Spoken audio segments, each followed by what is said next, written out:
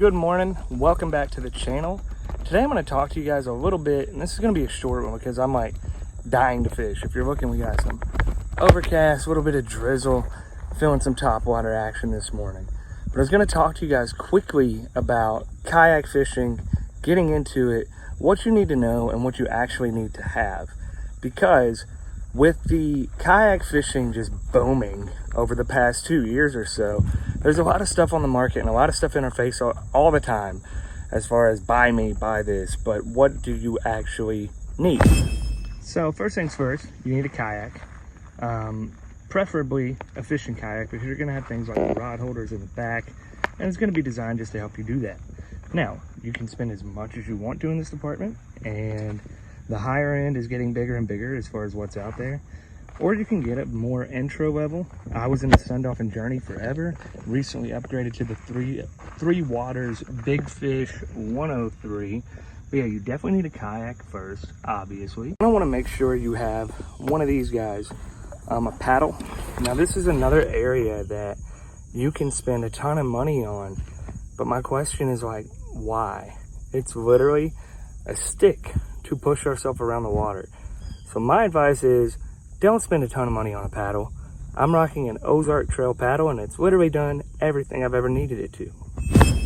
I told y'all I couldn't wait. I'm kind of already making my way to where I want to start fishing, but we're gonna talk in the meantime and on the way there, because I really want to get people on the water, get people into kayak fishing, but at the same time not have them spend an arm and a leg on things just because it's perceived as a need instead of a luxury. So we're gonna cruise for a second. Gosh, this is always the hardest thing. Like, this looks so juicy, but I want to make my long paddle and then work my way back. So I'm gonna have to pass up that cool looking lay down right there and the logs over there. You know, we sacrifice some things sometimes.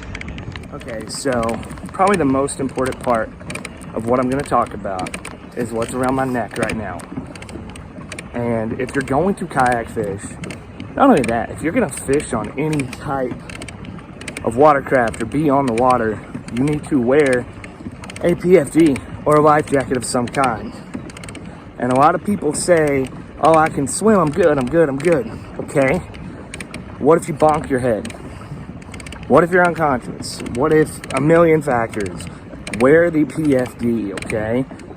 Now, this is not my personal favorite one that I have on. I had one of the CO2 self-inflating ones, and I like it a lot. It just kind of goes around your neck. It's not puffy. You really don't even know it's there. But, funny story. So, towards the beginning of summer, I'm out with my dad. We're fishing this spot, and I see just a mammoth of a water snake. I mean, this dude is corn-fed. Looks like he could literally eat my kayak if he wanted to. And I'm not gonna say I'm scared of snakes, but I'm not gonna say I'm not at the same time. So I'm a little sketched out. And probably about 5 minutes goes by, and I took it off because we're in a very, very shallow stretch of it, like maybe 3 feet. And I was just like, I'm good for a second. So the thing falls off my kayak, inflates itself, and all you hear is just, in my mind, I'm thinking like being 12, 13 years old and watching that movie Anaconda.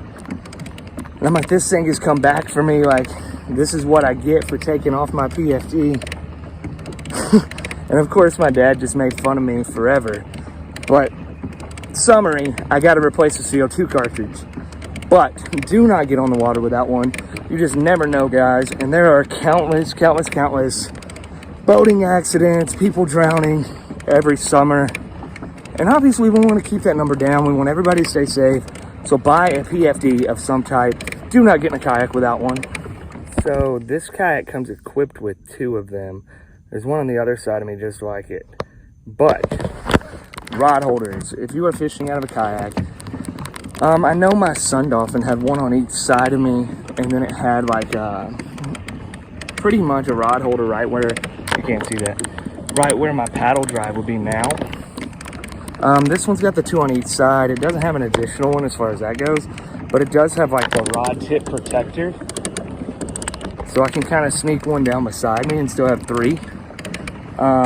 When you're doing that though, which I'm gonna look like a hypocrite because mine wasn't done right then, use the rod leashes. Like mine came with rod leashes this time on my Sundolphin. I bought them, but I can't tell you, things fall off a kayak, and I have lost a combo off my kayak, and it is just a crap feeling because we know this stuff isn't cheap.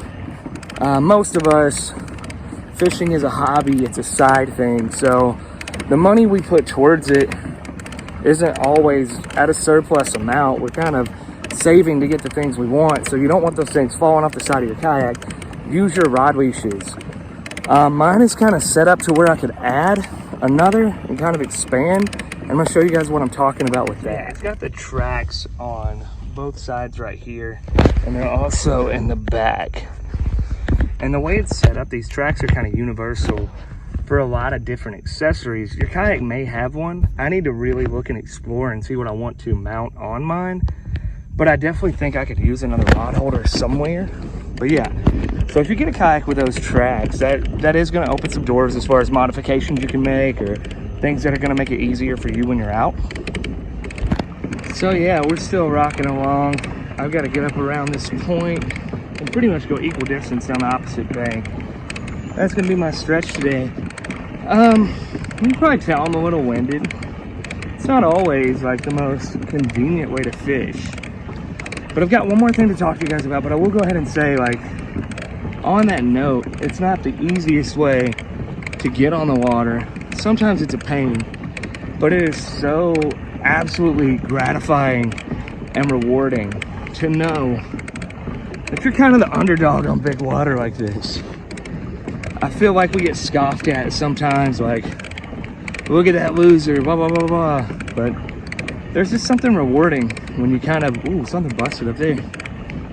When you put in that work and put in that grind and then come out and you're successful. So it is worth it, in my opinion. So I got one more necessity I'm gonna show you. So I lied. 2 more things. You can see my storage back there. That's basically a Plano tackle bag from Walmart, but inside there are 4 of the compact storage trays. And compact is the key.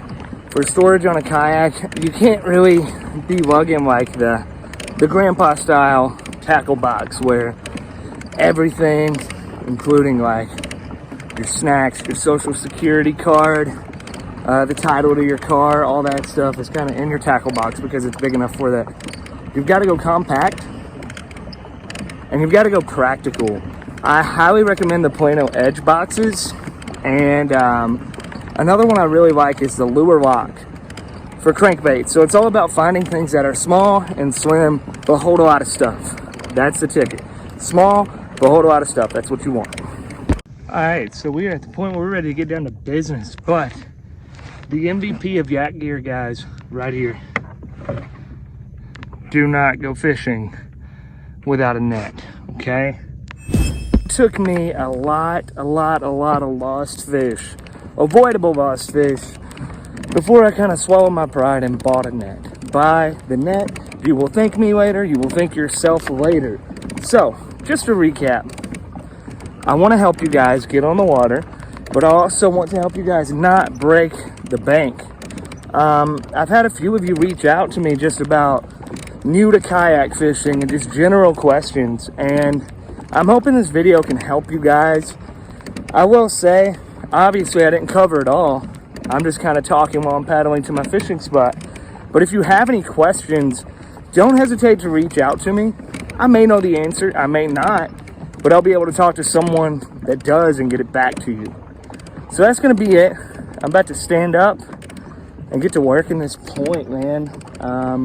Thanks for watching, guys. Have fun, get out there, catch some fish, and I'll see you next time.